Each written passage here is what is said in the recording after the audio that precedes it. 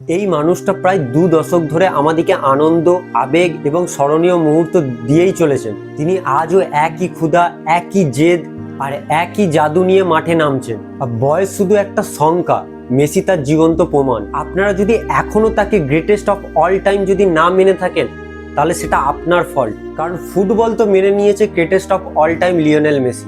অস্ট্রেলিয়ার বিপক্ষে 2-0 ব্যবধানে আর্জেন্টিনা ম্যাচটি জয় করে সেখানে মেসি 2টো গোল করে ইতিহাসের সর্বোচ্চ গোলদাতা তিনি হয়ে গেলেন।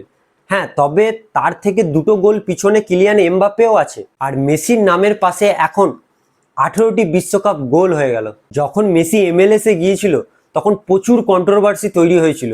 সবাই বলেছিল যে মেসি বিলিয়নের অফার ডিলটাকে রিজেক্ট করেছে, সৌদি লিগে যাচ্ছে না কেন, সৌদি লিগে বেশি কম্পিটিশন, তাই জন্য মেসি বেশি কম্পিটিশনে খেলতে চান না, একটা কম কম্পিটিশনে সে খেলতে চায়। অনেক কন্ট্রোভার্সি আমাদেরকে শুনতে হয়েছিল, কিন্তু আজ তার ফল পাচ্ছেন। কি করে জানেন? কারণ মেসি অলরেডি জানতো যে 2026-এর বিশ্বকাপ আমেরিকায় হবে। আর MLS তো বার্গার লিগ, সেখানে তো আবার খেলা হয় নাকি, সেখানে তো কোনো টিম থাকে না, সেখানে মেসি সহজে গোল করছে, তাই না? শুনতে অনেকটা কেমন লাগছে, MLS তো বাজে লিগ।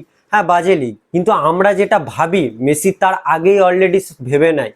কারণ মেসির একটা পদক্ষেপ, মেসিও জানে যে আমার একটা পদক্ষেপ কতটা বড়। সে অলরেডি এই গ্রাউন্ডগুলো, এই স্টেডিয়ামগুলো কিন্তু অলরেডি আগেই খেলে নিয়েছে। সে মোটামুটি এই আমেরিকার ওয়েদার তার অ্যাডজাস্ট হয়ে গেছে, সেই জন্যই তার আশা এখানে যে আমার সামনে বিশ্বকাপ আছে।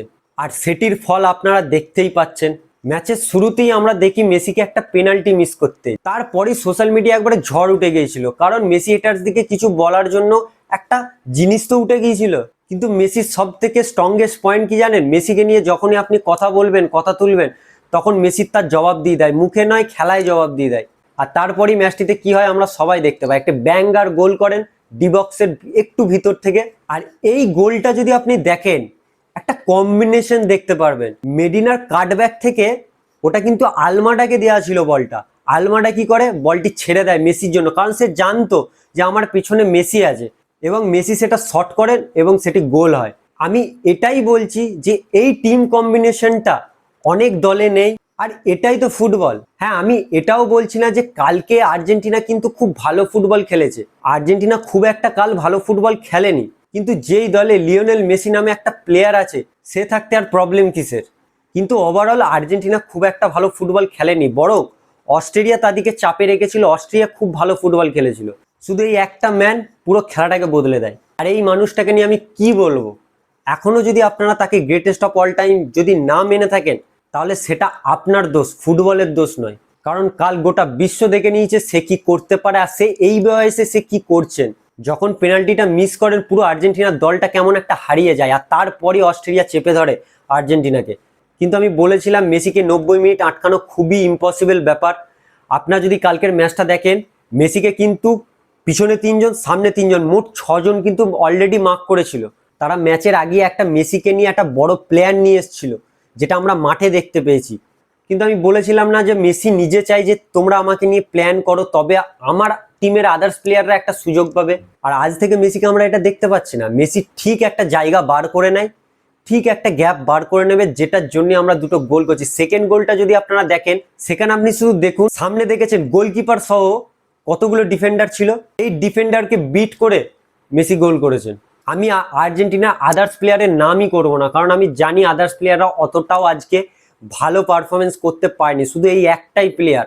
আর শুধু সে বিশ্বকাপে সর্বোচ্চ গোল স্কোরার হয়ে যায়নি, এই ওয়ার্ল্ড কাপে 2026 ওয়ার্ল্ড কাপের সব থেকে টপ গোল স্কোরারের মধ্যে হয়ে গেছে, তার 5খানা গোল হয়ে গেছে। আর 2026-এর বিশ্বকাপ যদি আপনারা ফলো না করে থাকেন, তাহলে সেটা আপনার ফল। যদি আপনি এই 26 বিশ্বকাপ দেখে থাকেন, তাহলে আপনারা একটা প্লেয়ারের গ্রেটনেস দেখবেন, সেটা হচ্ছে লিওনেল মেসি। লিওনেল মেসির গ্রেটনেস দেখবেন। সবাই তো ভেবেছিল যে মেসি তো MLS এ খেলে, সে কি ভালো ফর্মে আছে, ইউরোপ থেকে বেরিয়ে গেছে, ইউরোপে ফুটবল আলাদা হয়, তো সে কম্পিটিশন কাকে দিচ্ছে? কিলিয়ান এমবাপ্পে, সেও ইউরোপিয়ান একটা প্লেয়ার। আর্লিং হালান্ড, সেও ইউরোপিয়ান প্লেয়ার। কালকের কিন্তু ম্যাচটা খুবই টাফ ছিল, অস্ট্রেলিয়া চেপে ধরেছিল, অস্ট্রেলিয়া ফিজিক্যাল ফুটবল খেলছিল। আপনারা হয়তো দেখেছেন অনেক প্লেয়ারকে মারছিল, চোট হচ্ছিল। আর আমি বিশ্বকাপের আগেই বলেছিলাম যে মেসির মতো প্লেয়ারদের শুধু জাস্ট একটা ক্লাচ লাগে, শুধু একটা গিয়ার লাগে, সেই গিয়ারটা যখনই সে পেয়ে যায়, জাস্ট একটা ক্লাচ, তারপর সে তাদের মোডে চলে আসে।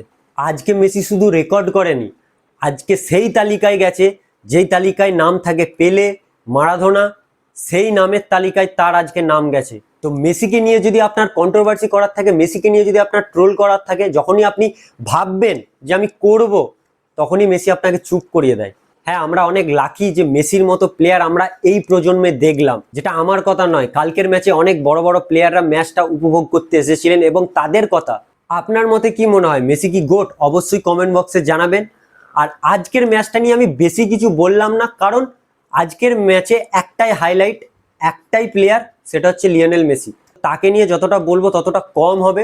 আমি লাস্ট একটাই কথা বলবো, তাকে শুধু উপভোগ করুন। আপনি যদি তার ফ্যানও না হন, তাহলে শুধু এই বছর 2026 বিশ্বকাপে তাকে শুধু উপভোগ করুন, আর কিছু বলবো না। চলুন নেক্সট একটা ভিডিওতে দেখা হবে। ভিডিওটি একটি লাইক করে দিন, আর আজকে যদি চ্যানেলে নতুন হয়ে থাকেন তাহলে চ্যানেলটি সাবস্ক্রাইব করে দিন, আর আমাকে যদি এখন ফেসবুকে দেখে থাকেন তাহলে ফলো বাটনটি ক্লিক করে নিন। দেখা হচ্ছে নেক্সট ভিডিওতে।